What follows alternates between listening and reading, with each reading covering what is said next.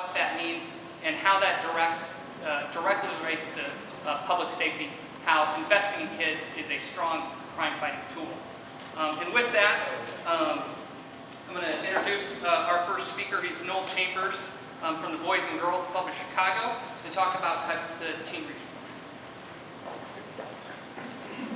Good morning, everyone.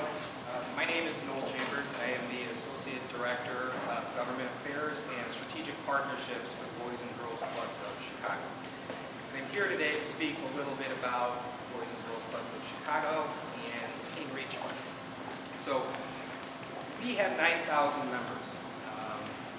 We operate 20 sites throughout the city, and we are in communities like North Lawndale, Boston, and Morgan Park, and Little Village. We try to have our operations in the communities that need our programming and our resources the most. And we rely on Teen Reach funding to help staff our sites. Our staff is really the backbone of the organization. So what they provide daily is mentoring and homework guidance and a supportive adult person outside of the family. Teen Reach funding goes to some of our greatest staff members. Some of the real stars of our organizations are our Teen Reach workers. These are the ones that notice if something is a little bit off with a child, if maybe there's some trouble at home or at school, or maybe they need a little help with their grades and things like that, or even college placement. So we're experiencing a real detrimental effect from what's going on in Springfield right now. It is negatively affecting 20 sites and about 1,100 kids. And so we understand that there is a tremendous amount of very tough and difficult decisions to make down in Springfield. That's not in question. But there are 15,000 kids in the state of Illinois who are under the umbrella of Teen Reach funding. There are 7,000 kids in the Boys and Girls Clubs statewide. And as I said before, 1,200 kids in the city of Chicago. When kids are with us, they're not out there. It's the simplest way to think about it. They're safe, and they're supported, and they're experiencing positive goals and outcomes every single day. We teach our kids to be good citizens and to have a plan for their adult life, to try to go to college and to be a success and to give back to the community. And above all things, we keep these kids safe. So kind of the simplest thing I'd like to bring up is imagine the cost to government in general, if these kids are out on the street. Imagine the amount of pressure that would then be put on the court system and in hospital rooms and in facilities like this if this funding is not continued. Again, there is no question there are very difficult decisions to be made, but funding Teen Reach and supporting the youth of this state and city should not be one of them. So we would ask that our legislators in Springfield realize what we have in terms of assets and resources and the teams in the city and the state, and in the staff members that mentor those kids every single day. We'd ask that you fund Teen Reach program. Thank you very much. I'd like to introduce Laura Embreeze, one of our youths, a team member who is affected by the Teen Reach funding. Good morning. My name is Laura Embreeze. I'm 17 years old, and I live in the Little Village community with my family. My success has been largely due to the support system they have had at home and because of the mentoring and services that I receive at the General Wood Boys and Girls Club. I had the honor of becoming the 2015 Boys and Girls Club of Chicago Youth of the Year winner this year. This award is bestowed to a club member based on their academic achievement, leadership, and involvement in their community. It is because of the Boys and Girls Club that have given me the opportunity to create community events, be a leader, and be able to mentor other kids in my club. It is imperative that the organizations such as the Boys and Girls Club continue to receive critical Teen Reach funding to help support youth in the community, like myself, to become productive citizens in this world. The Teen Reach funding helps our staff teach us crucial life skills that help us resist against violence, crimes, and joining gangs and doing drugs. Every day in our neighborhoods, we see kids getting shot, going to jail, and getting involved in gangs and drugs.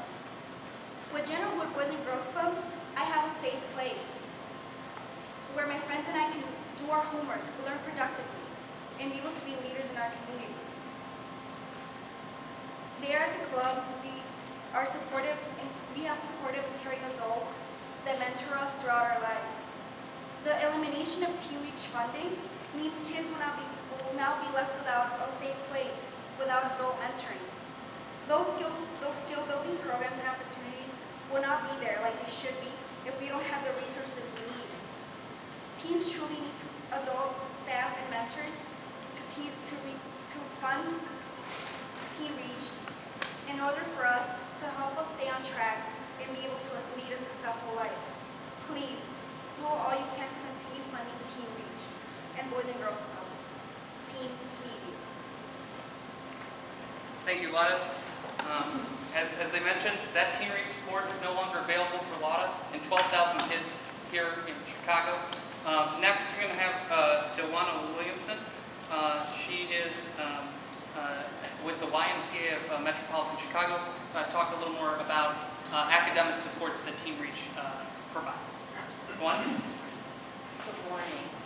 My name is Dewana Williamson, and I am the Senior Vice President of Youth Development at the YMCA of Metropolitan Chicago. In this role, I have experienced firsthand how critical the state's Teen Reach funding is to thousands of youth and families across the state of Illinois. And I am here to urge you to ask your legislators to choose responsible revenue so we can support the critical life-saving Teen Reach program. Due to the state's inability to finalize its budget, 15,000 youth across the state of Illinois, including the Ys youth and teens in 3 Chicago neighborhoods, are suffering.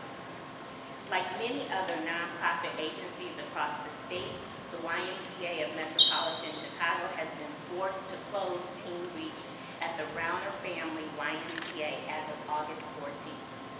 Which serves the back of the yards, Brighton Park, Little Village, McKinley Park, and Pilsen neighborhoods. We've also had to freeze enrollment and scale back services to 2 other YMCAs in Logan Square and West Humboldt Park. These are neighborhoods that already have too few options for working parents who want to provide safe after-school options for their teens.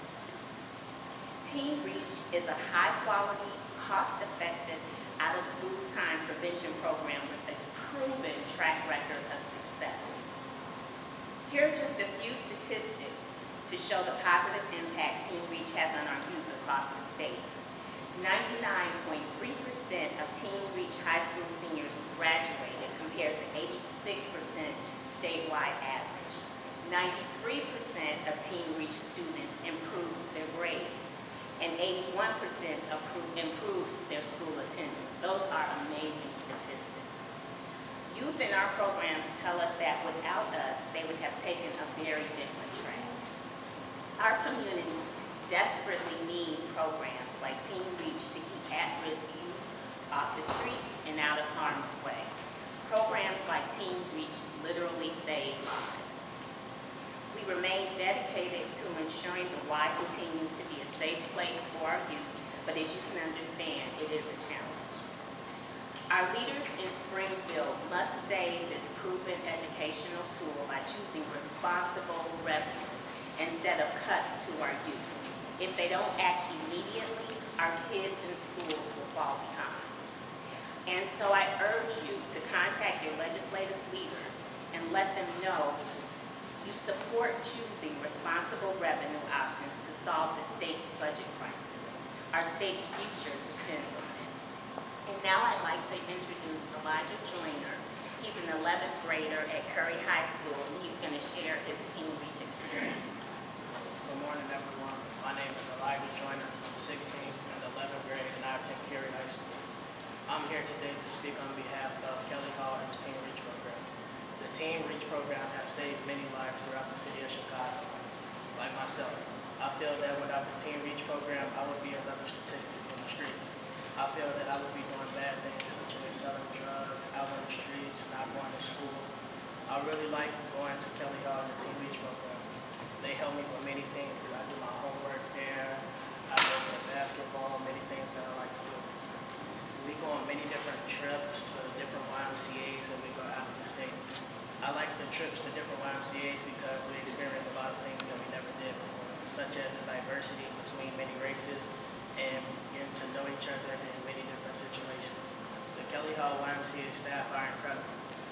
They support you no matter what it is. They come to all your events. They make sure you're safe, and the YMCA is a very safe place to be. Thank you so much, Elijah. Next, we have James Chavez. He is from the Brighton Park Neighborhood Council. Their Teen Reach program shut down, leaving 150 kids, including James, without Teen Reach opportunities after school.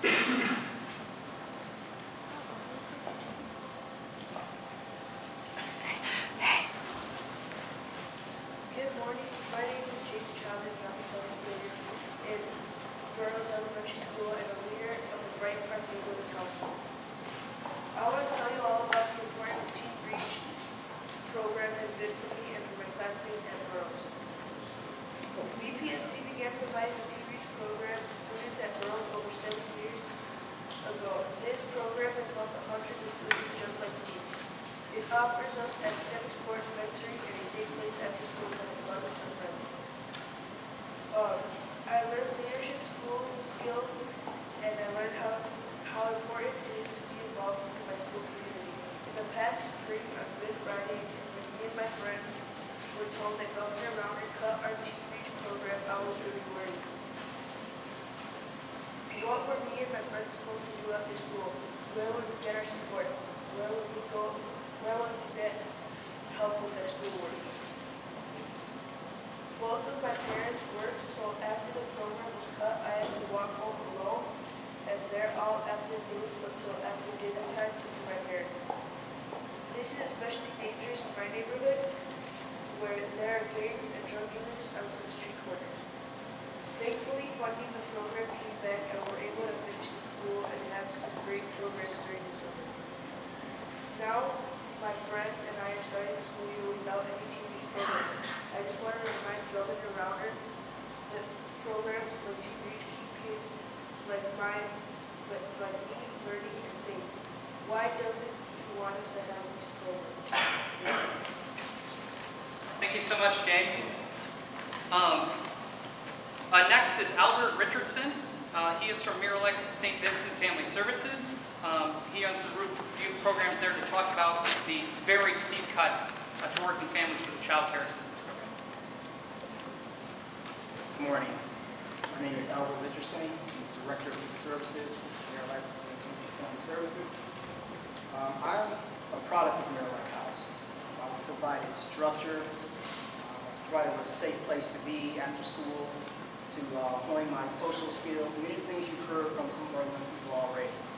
And that safety, and my family was really happy in understanding that I was somewhere safe and with someone who's providing me with all those things.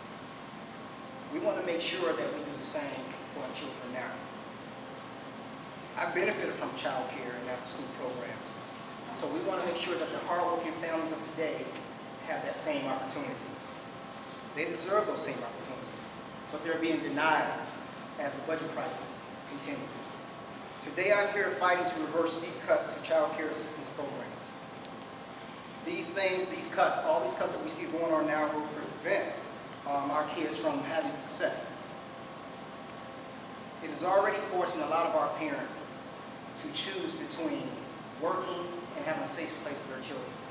That is something a parent shouldn't have to deal with right now. Those families we've been forced to turn away are doing exactly what we want them to do.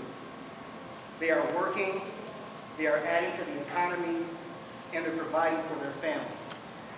If they're not working, they're going to school to ensure a brighter future for their children. The changes to this program are forcing the parents to choose between keeping their jobs, which again is something that we don't want them to have to do. Our leaders in Springfield are out of touch with working families. The governor's cuts mean that in Illinois, parents who work only part-time for minimum wage will earn too much to qualify for child care. For example, a single mom of one who makes more than $644 a month makes too much money to qualify for the program. It seems our families are being penalized for doing well and doing the right things for their families. Working families of all incomes deserve access to safe, quality environments for their children, and to be able to learn and prosper in after school. When classes begin at Chicago Public Schools on Tuesday, children of families we've been forced to turn away will be alone during the afternoon while their parents are working to provide for them. They'll be left vulnerable during those prime time for juvenile crimes. We've seen many of that today just in the past week in the East Garfield Park area alone. They won't have the after-school academic support that is crucial for their success. We're talking about kids 12 years and younger being robbed of their safety and their support. Our children are being held hostage to the budget crisis to no fault of their own. In Chicago, we support education at work. If the governor shares these values, he will reverse these harmful rules. If our local lawmakers want children to succeed and families to get ahead, they will choose revenue over cuts to child care. I would like to introduce to you next a mom, a very special person who is being directly affected by these cuts that are happening. Sharon Newsom, she has been unable to enroll her third grader and may lose her job because she can't arrange child care for them. So she's going to come forward and explain a little bit more to her situation. Hello, my name is Sharon Newsom. I am a single mother of 2 grown children, one high school student and one elementary school-age child. His name is Marcello, who is 8 years old in the 2nd grade. Now, I work as a telemarketer, and my supervisors are allowing me to make up my hours over this weekend so I can be here today because this issue is so important to me. Now, my son attends a charter school in East Garfield Park, which resumed classes in early August. Due to my work schedule, it is crucial that I enroll my school in before and after care. Now, Maryland St. Vincent Family Services is a safe environment where Marcello can thrive after school, keeping his nose in books and keeping him off the streets. Now, but right now, Maryland St. Vincent is not an option for me. Even though I make less than $11,000 per year, under the governor's new guidelines, I still do not qualify for child care assistance that'll help me pay for his tuition. Now, without a family support system, I've had to leave work early. And at this point, I'm scared that I may lose my job. You know, I'm just like so stuck right now. Now, I work hard every day to provide for my family. I have ambitions for myself and for my children. So no, I am not asking for a hand out. I am simply asking for a hand up. I'm out here trying to, climb the ladder, but the ladder is nowhere to be found. And the child care assistance program is the first step on that ladder. Now I'm asking for those in power to end these child care cuts. My child needs opportunities to learn and grow outside of home and school. I need to continue to work and to provide for him. Thank you. Thank you so much, Sharon. We've heard from youth and parents that are definitely hurting, being harmed by the budget cuts. Providers time and again have said, let's choose revenue over these cuts. We need to end these cuts immediately. We've heard from families that are hurting. And now we'll go from Sheriff Tom Dart, who has long been a champion of child issues and working families, and wants to talk about what it means for public safety in these cuts. Thank you, Sheriff. I want to thank everyone for coming here today. Everything's been said already. I don't even know where to start. What the governor's office is thinking is beyond me. If you were to ask literally every single person in law enforcement, they would tell you the same thing. What we really need help with is kids after school. They all say that. This isn't like a big mystery. I don't need another one of the governor's task force to tell me this. Everyone will tell you that. And every expert will tell you the same thing too. The numbers don't lie. If you look at where you see the crime spikes, they always occur at the same time. When? About 3 o'clock, and they start dying down around 7 o'clock. Why is that? It's when school gets out. Everybody knows these things. This isn't a mystery. And so, what is our governor doing? He's cutting the programs after school. I mean, this is beyond